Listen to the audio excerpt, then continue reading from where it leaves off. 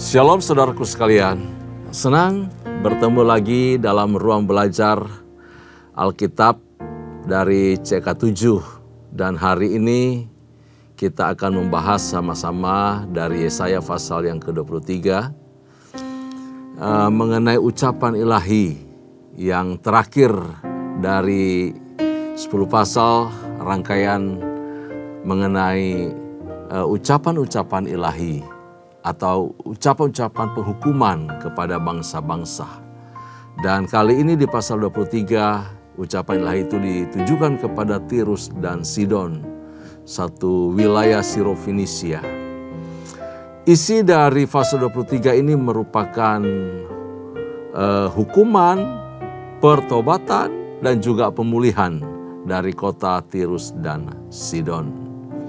Nah, sebelum kita membahas lebih lanjut dari pasal 23 ini, saya ajak kita semua masuk di hadirat Tuhan. Kita mau menikmati hadirat Allah dengan penuh kesungguhan hati. Kita hampiri tahta hadirat Tuhan. Terima kasih.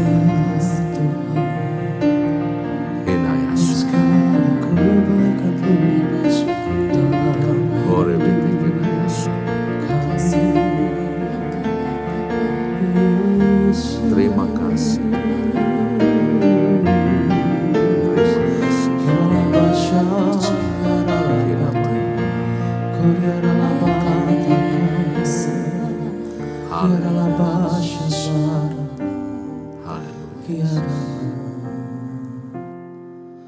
Di hadapan hadirat-Mu ya Bapa,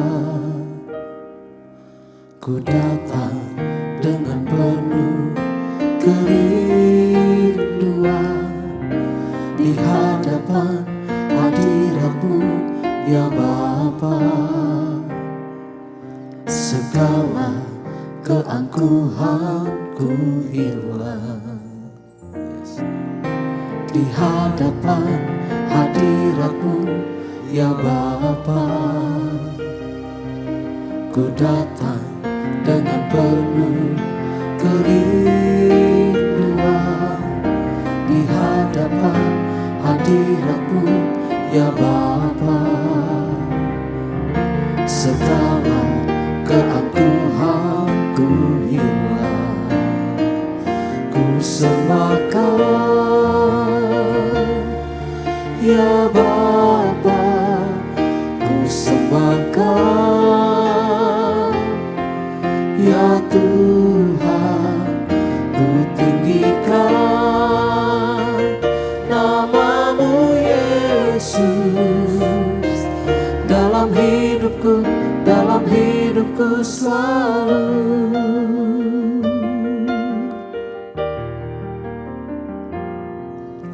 Di hadapan hadirat-Mu ya Bapa, ku datang dengan penuh kerinduan. Di hadapan hadirat-Mu ya Bapa, segala keangkuhanku hilang.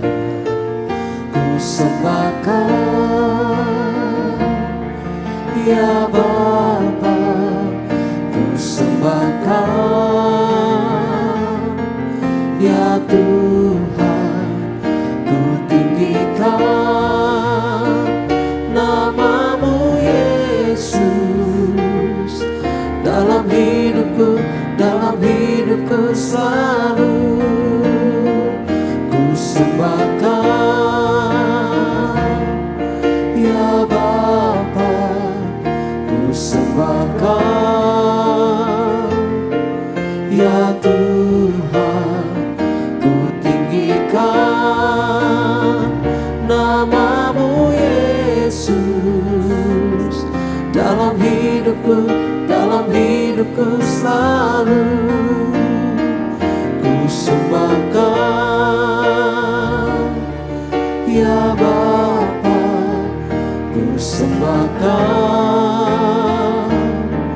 ya Tuhan, ku tinggikan nama-Mu Yesus, dalam hidupku selalu ku sembahkan, ya Bapa, ku sembahkan, ya Tuhan, ku tinggikan namamu Yesus, dalam hidupku selalu, dalam hidupku selalu, dalam hidupku selalu. Ku sembah Kau Tuhan selama hidupku. Kila basyaraba, kinarabu, syararararara, kuyarararabase, yararararabakara, kuyarararabase, kilalalabashi.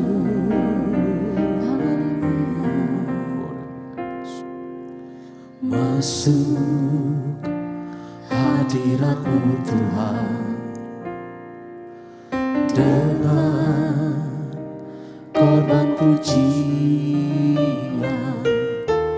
Masuk hadirat-Mu Tuhan, berhiaskan kekudusan.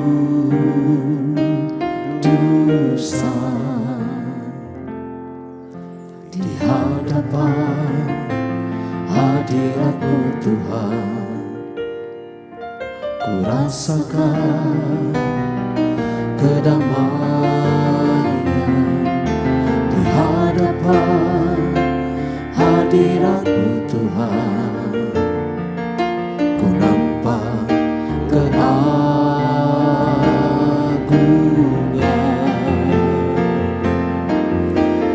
Yesus, ku sembahkan,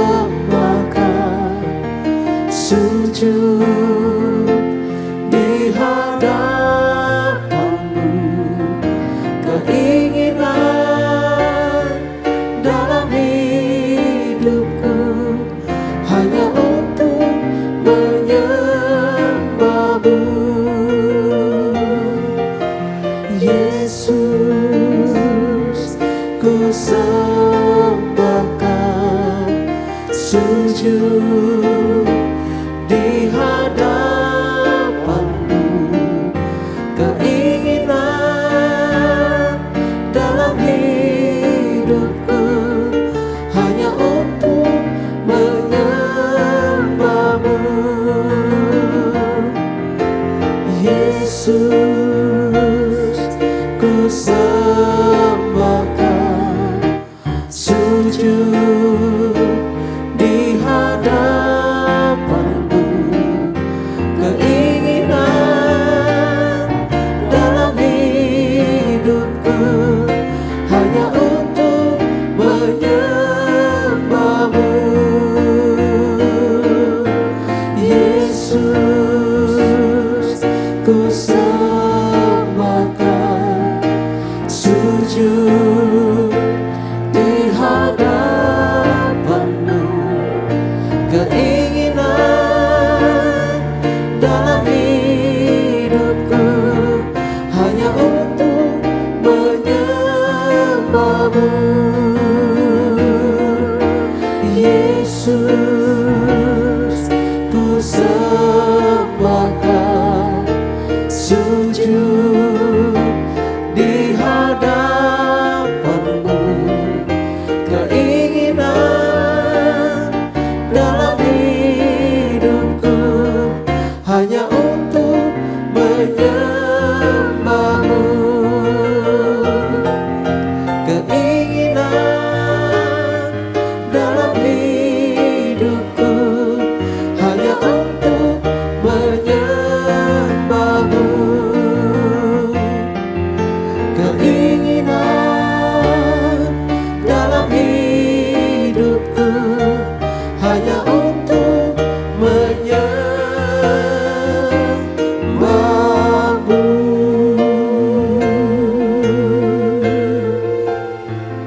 semoga Tuhan Yesus.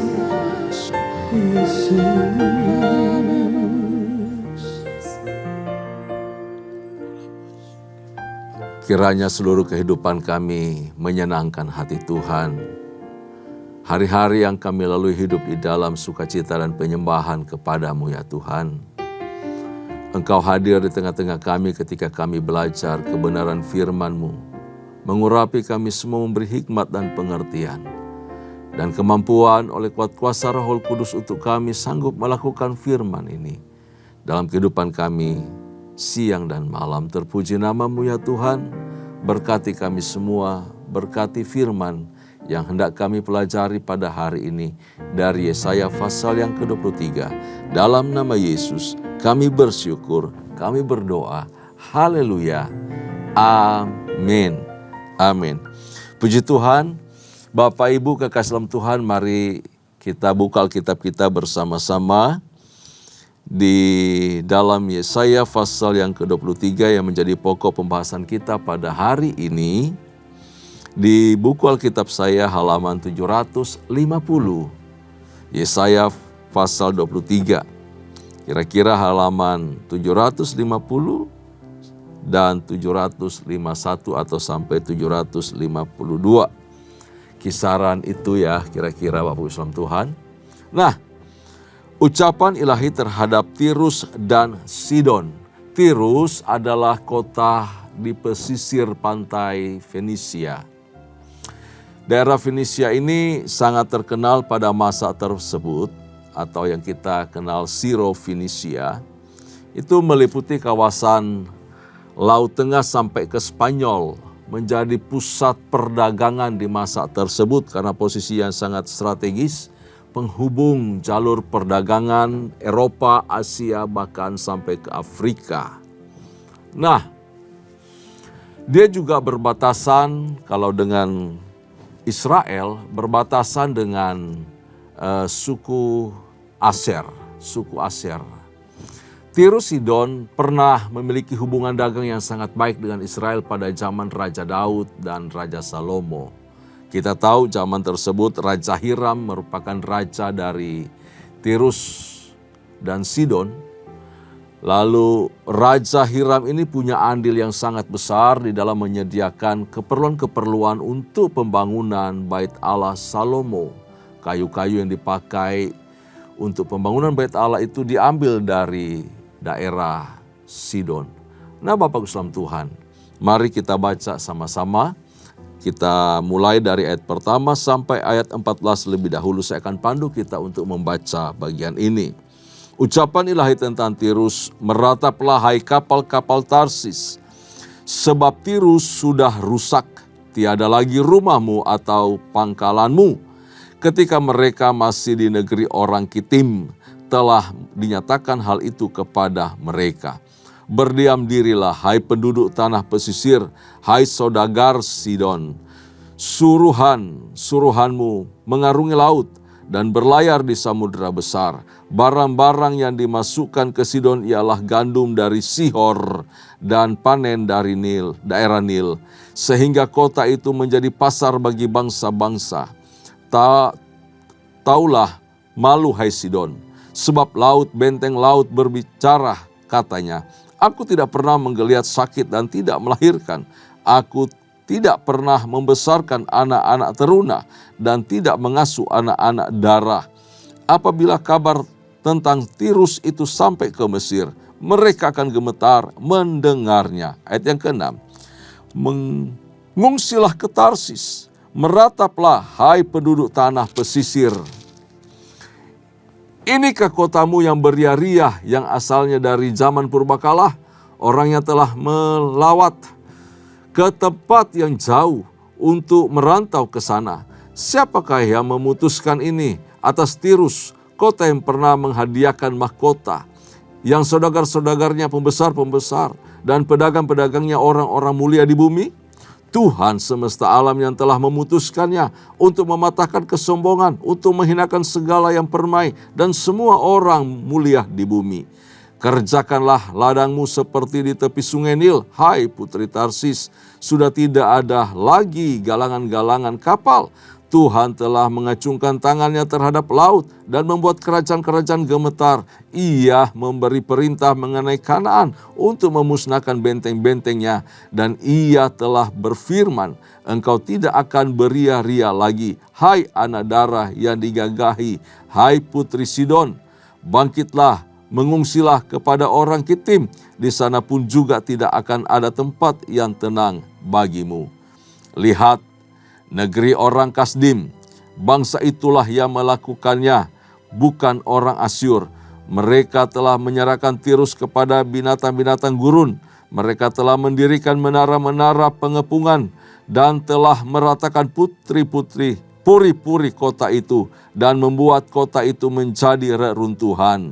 Ayat 14, merataplah hai kapal-kapal Tarsis, sebab sudah dirusakkan bentengmu.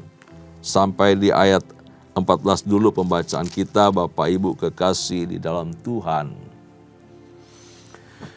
Ini kota pelabuhan, kota yang sangat terkenal, kota Tarsis dan Sidon. Nubuat kehancuran Tirus dan Sidon dimulai dan diakhiri dengan kalimat yang luar biasa. Merataplah hai kapal-kapal Tarsis. Kapal-kapal Tarsis alasannya sederhana, sebab segala usaha dan kekayaan, kehormatan dari bangsa ini bergantung pada perkapalan. Bergantung pada usaha dagang, dan kota ini dikatakan sangat meriah, sangat ramai, sangat riang, sangat sibuk. Kota besar dengan pelabuhan yang besar, perdagangan dunia saat itu terpusat di daerah tersebut, di kota Tarsis. Nah, jika sampai usaha dari kota ini, yaitu pelabuhan yang sangat besar, usaha dagang sampai hancur, maka tentu saja binasalah, habislah kota ini, menjadi miskinlah kota ini. Sebab kemakmurannya, kekayaannya bertumpu dari perdagangan, dari pelabuhan kapal. Betapa makmurnya kota ini sampai kehancurannya dikatakan sangat memilukan. Merataplah, itu suatu perasaan yang sangat pilu, sangat tergoncang oleh karena begitu makmur langsung sunyi senyap, langsung habis, langsung lenyap bahkan. Sidon merupakan kota yang lebih tua. Ya, Sidon lebih tua daripada Tirus, tapi berdekatan jaraknya. Dia terletak juga di wilayah pesisir yang sama dengan kota Tirus, beberapa kilometer saja, tapi lebih ke utara. Nah, para saudagar di dua kota tersebut memperoleh keuntungan yang sangat besar dari hubungan dagang atau usaha dagang ini, terutama dengan daerah Mesir. Melalui sungai Sihor, maka kekayaan Mesir yang ada di hulu itu dibawa sampai ke daerah pesisir, sampai ke daerah delta sungai Nil. Lalu dari situ dikirim semua komoditas dagang dari Mesir. Dikatakan di sini bahwa gandum yang sangat berkualitas datang dari Mesir dan dibawa ke Sidon melalui jalur laut. Jadi dari sungai dibawa menuju ke pesisir pantai Mesir, dan dari Mesir lalu kemudian lewat laut dibawa ke Tirus dan Sidon. Tirus menjadi kota yang sangat kaya, kota yang besar karena kerajinannya di dalam berdagang. Ya, ini bicara talenta yang Tuhan kasih, karunia yang Tuhan kasih kepada negeri tersebut, mampu mengolah, mampu memanfaatkan posisi strategis mereka. Jadi wilayah laut dan pelabuhan menjadi sumber penghasilan dari masyarakat Sidon dan Tirus. Sehingga negara ini menjadi sangat kaya raya. Saudagar-saudagarnya hidup seperti para pembesar dikatakan tadi. Pembesar-pembesar berarti sangat-sangat kaya dan berkuasa. Ya, tinggal di negeri. Mereka mendatangi negeri-negeri lain bahkan. Mereka berdagang keluar-keluar sana ke bangsa-bangsa yang lain.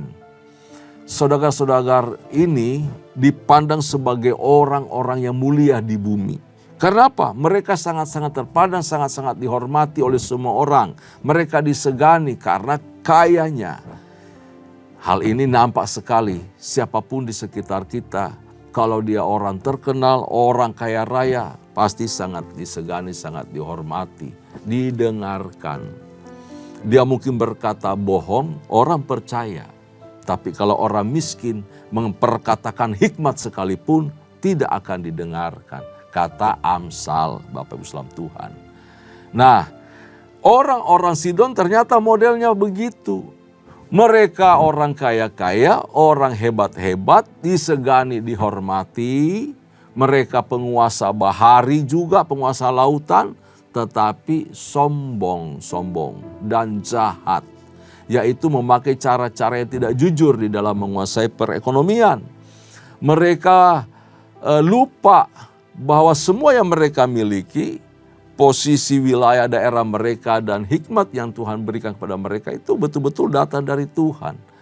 Tetapi mereka sombong, mereka jahat. Dalam usaha dagang mereka, mereka tidak jujur. Berarti ada proses atau cara tipu menipu di dalam hal berdagang. Biasa. Orang Timur Tengah, ya, dibilangin, dijamin tidak luntur, dibaca terbalik, luntur tidak dijamin. Kira-kira seperti itu contoh yang paling sering kita dengar, ya. Ini cara yang tidak jujur di dalam berdagang, di dalam usaha. Jadi itu yang pertama, kehidupan mereka yang tidak jujur dan jahat, ya.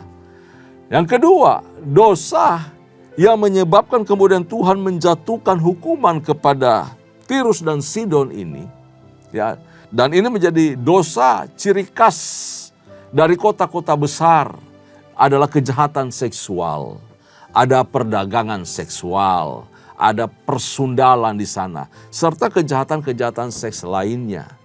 Ya tentu perdagangan manusia pasti terjadi, budak semua orang. Dan orang-orang yang tidak bisa bayar hutang pasti diambil, dirampas haknya, kemudian dijadikan budak, diperkosa dululah, segala macam hal bisa terjadi kepada orang tak berdaya tersebut. Nah ini kejahatan di mata Tuhan. Ini terus dilakukan oleh Sidon dan Tirus, Bapak Ibu saudara Tuhan. Dan dosa yang ketiga yang menyebabkan hukuman Tuhan datang kepada Sidon dan Tirus adalah gaya hidup hedonis. Gaya hidup hedonisme ini adalah gaya hidup yang sangat-sangat semacam pemborosan, beria-ria, nggak perlu berhura-hura, menikmati semua kekayaan dengan cara yang tidak pantas. Mereka merasa aman, mereka nyaman dan tidak menghiraukan pesan Tuhan yang disampaikan para nabi. Peringatan-peringatan yang disampaikan para nabi tidak hanya untuk orang Israel maupun Yehuda, tetapi termasuk wilayah Mesir, Sidon, Filistin mendapat pesan dari Tuhan juga. Dan kali ini Tuhan berpesan melalui Nabi Yesaya kepada orang-orang di Tirus dan Sidon untuk mereka bertobat, melepaskan, menanggalkan semua dosa mereka, cara hidup mereka yang sia-sia ini. Tapi mereka berusaha untuk mengabaikan hal itu. Mereka tidak mendengarkan pesan Tuhan. Mereka merasa tidak butuh Tuhan. Hati-hati loh Bapak Ibu saudara Tuhan. Ketika kita berada pada kondisi nyaman, merasa tidak butuh siapa-siapa, lalu gaya hidup kita penuh dengan hedonisme, ya hidup dalam kemewahan dan menganggap rendah yang lainnya. Cara menikmati hidup yang berlebihan tersebut. Lalu ketika ada pesan-pesan tertentu, kita siapa lu? Kita nggak nganggap orang tersebut, apalagi datang dari suara Tuhan melalui seseorang, melalui pemimpin, melalui hamba-hamba Tuhan. Dan kita meremehkan semua pesan itu. Kita tidak menganggap ada Tuhan, bahkan kita tidak membutuhkan Tuhan dalam hidup. Kenapa? Karena semua ada, fasilitas hidup tersedia.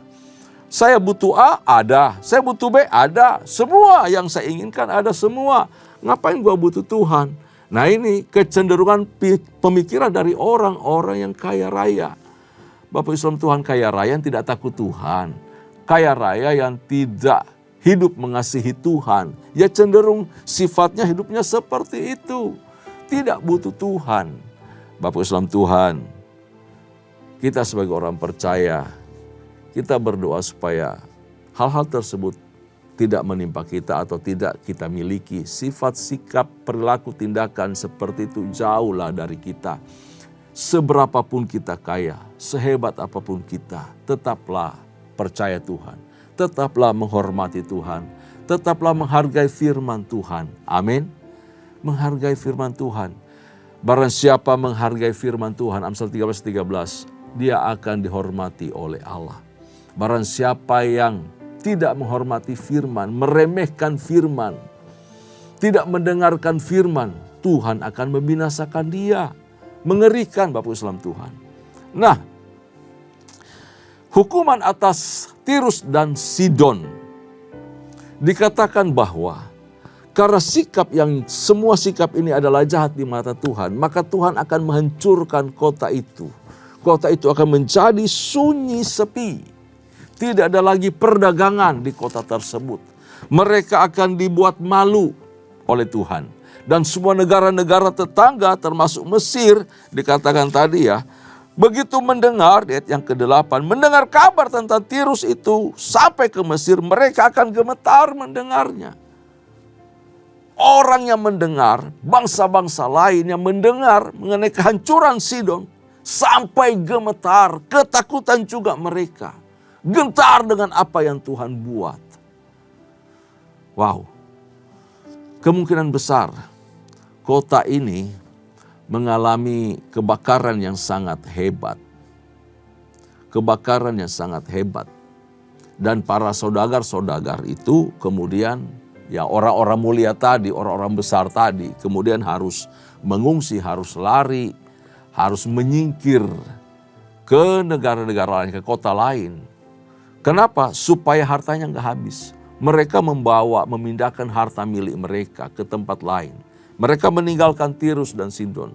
Mereka meninggalkan Fenisia itu.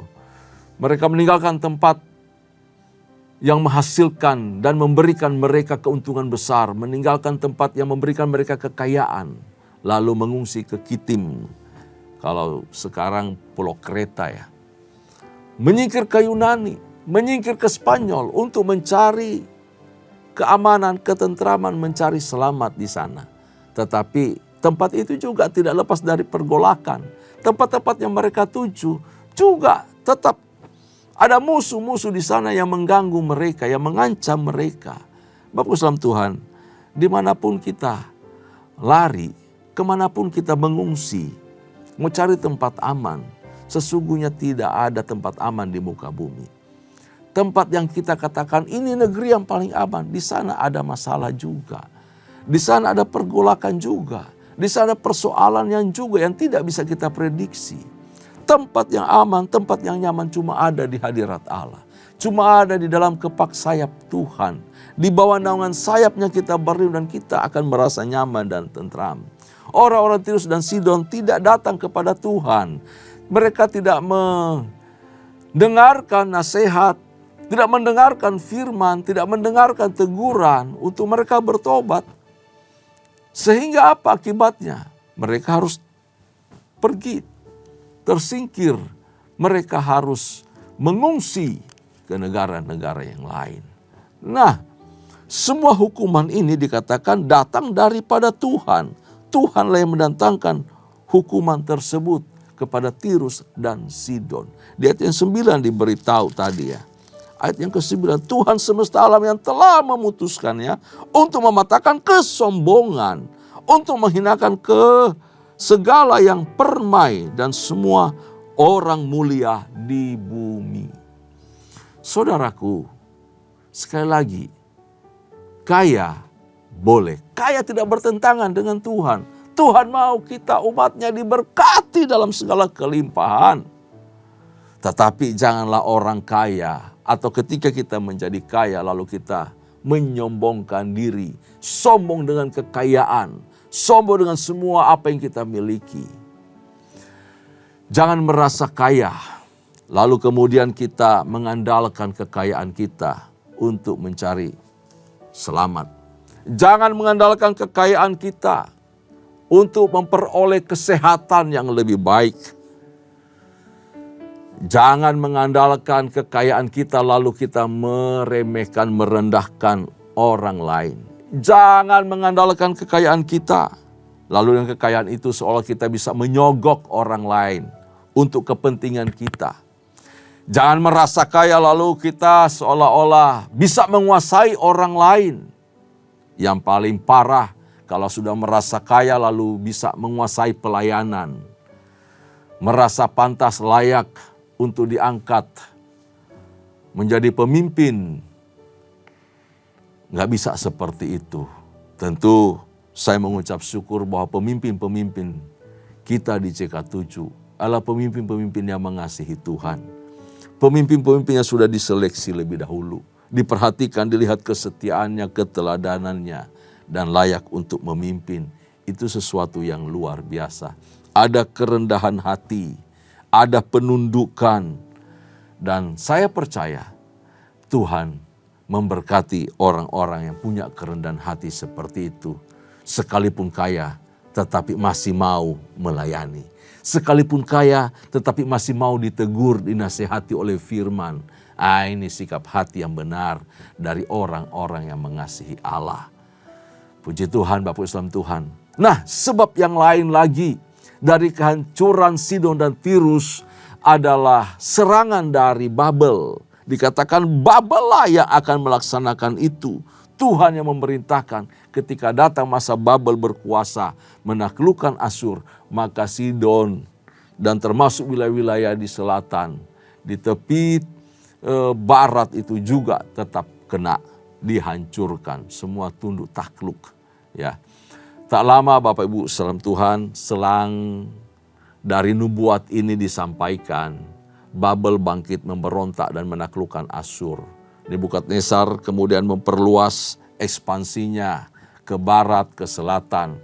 Dia menghancurkan Tirus, menghancurkan juga Yehuda dan semua daerah-daerah yang ada di daerah pesisir.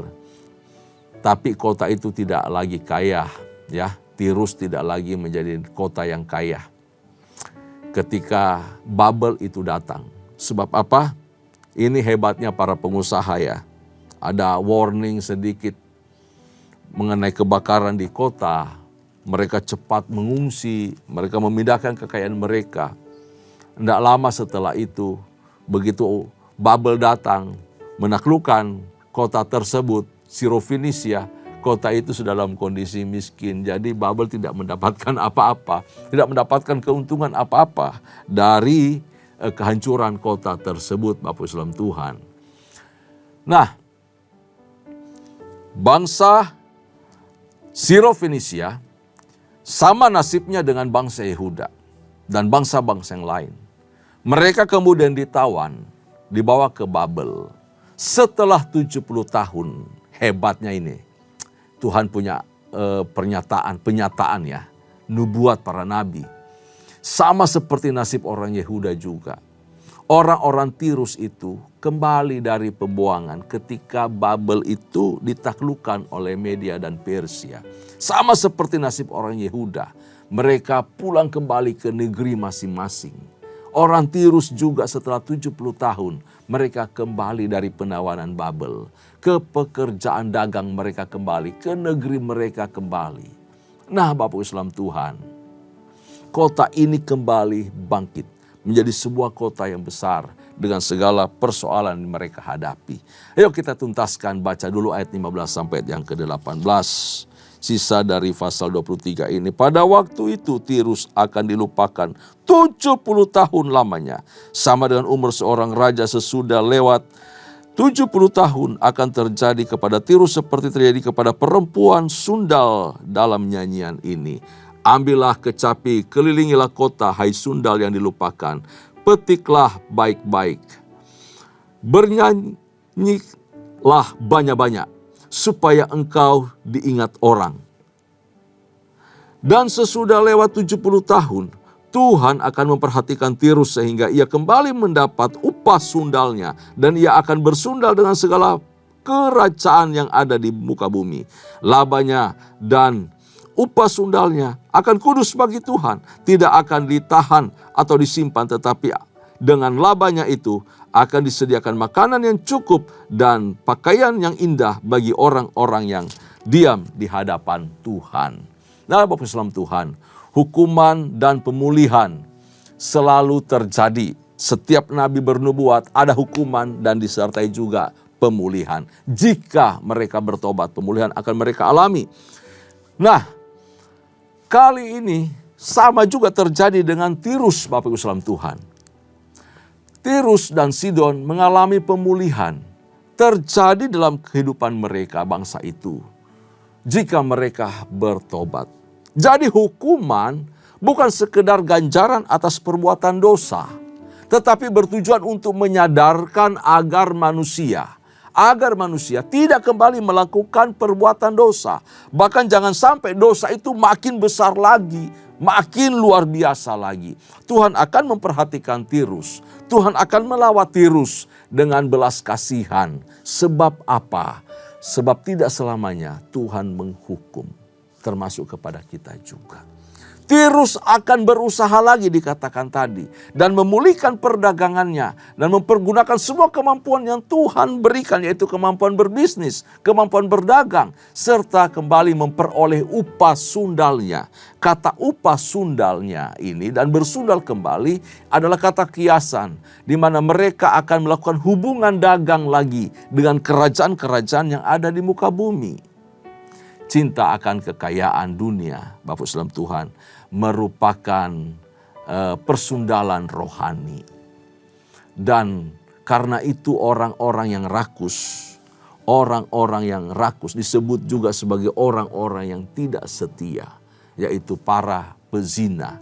Itu dikatakan dalam Yakobus pasal 4 ayat yang keempat. Orang-orang tidak setia adalah orang-orang dikatakan sebagai pezina. Kerakusan adalah penyembahan berhala rohani.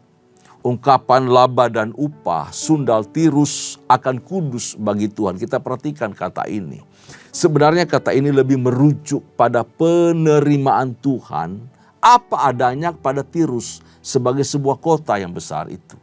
Inilah bentuk pengampunan yang diberikan Tuhan kepada Tirus dan Sidon. Seperti halnya Tuhan mengampuni saya dan saudara, mengampuni kita. Berarti Dia menerima kita apa adanya di hadapannya dengan segala kelebihan dan dengan segala kekurangan kita. Jadi maksudnya gini, jangan diartikan bahwa Tuhan itu setuju dengan persundalan. Bahkan lalu Tuhan mengambil keuntungan dari persundalan tersebut, tidak sama sekali. Kita mungkin punya dosa-dosa yang kita lakukan, bukan berarti Tuhan kompromi dengan dosa kita. Tuhan benci dengan dosa, tapi Tuhan mengasihi kita. Tuhan mengampuni kita jika kita datang lalu mau bertobat di hadapan Tuhan. Tirus akan mengenal Allah yang sejati dan bersekutu dengan Israel. Hal itu dinyatakan dalam proses ketika mereka senasib di pembuangan Babel. Ternyata ada asimilasi, ternyata ada proses berbaur di sana. Dan orang-orang Israel, orang-orang Yehuda ini ternyata memberi pengaruh positif, pengaruh yang baik kepada orang-orang Tirus dan Sidon. Sehingga orang-orang Tirus dan Sidon mengenal Allah, lalu mereka bertobat. Luar biasa. Kemudian ketika mereka kembali dan berbisnis, usaha mereka pulih, mereka memperoleh berkat yang banyak. Mereka mengirim persembahan ke bait Allah dan memberikan hadiah-hadiah untuk pakaian-pakaian imam yang melayani Tuhan di bait Allah. Bahkan di zaman Tuhan Yesus, orang Tirus lebih merindukan lawatan Tuhan. Mereka lebih dalam upaya mencari Tuhan daripada kota-kota lain yang ada di Israel. Bapak Ibu boleh baca di Matius pasal yang ke-11 ayat 21. Nah, dengan menyerahkan diri dalam pertobatan, kita dikuduskan oleh Tuhan. Maka segala yang kita lakukan memiliki suatu nilai arti di mata Allah. Apa yang kita kerjakan, apa yang kita lakukan menjadi kudus di hadapan Tuhan. Karena apa? Hidup kita dikuduskan lebih dahulu. Maka semua yang kita lakukan, semua kita miliki, pekerjaan kita juga akan kudus di hadapan Tuhan. Dan tetap diam di hadirat Allah. Jadi dari pasal 23 ini kita belajar yang pertama, bahwa selama penghukuman dari Tuhan masih diberikan kepada kita, maka anugerah keselamatan juga masih tetap dicurahkan. Selama Tuhan masih memberikan hukuman kepada bumi, berarti tempo, waktu, kesempatan untuk bertobat, untuk percaya, untuk diselamatkan juga masih ada. Yang kedua, jangan biarkan hati kita menjadi beku dan keras karena penghukuman yang terjadi atas kehidupan kita. Tetapi biarkanlah hati kita, hidup kita buka untuk merespon anugerah itu, merespon penghukuman itu, untuk kita bertobat dan menerima pengampunan daripada Tuhan. Itu yang kita peroleh dari Yesaya pasal yang ke-23. Tuhan Yesus memberkati kita semua. Mari kita berdoa. Terima kasih buat firman kebenaran yang kami baca pada hari ini. Kami mengucap syukur. Semua umat-Mu Tuhan berkati. Di dalam nama Yesus kami bersyukur, kami berdoa. Haleluya. Kekasih-kekasih Tuhan, mari arahkan hatimu di hadapan Allah. Terimalah berkat serta anugerah yang melimpah dari Allah Bapa, kasih sayang di dalam Kristus Yesus Tuhan, serta persekutuan yang manis dengan Allah Roh Kudus menyertai kita mulai hari ini sampai parusia. Tuhan datang pada kala yang kedua, bahkan sampai selama-lamanya. Setiap kita yang percaya sama-sama katakan, amin. Tuhan Yesus memberkati kita semua.